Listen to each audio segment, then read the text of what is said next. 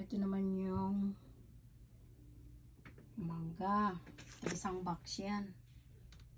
Yan, o. Mango yan. Isang box yan. Then, tinapay para sa kape. Marami pa akong tinapay dito. Meron na naman tinapay. Then, banana. Yan, dami ko nang i-shake. Marami pang prutas sa rep. Yan, sobrang laki nito.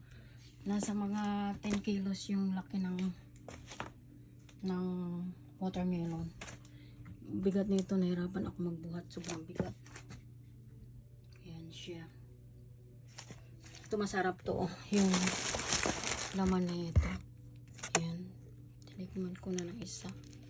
Sarap. Then banana. Stock na maraming eggs kasi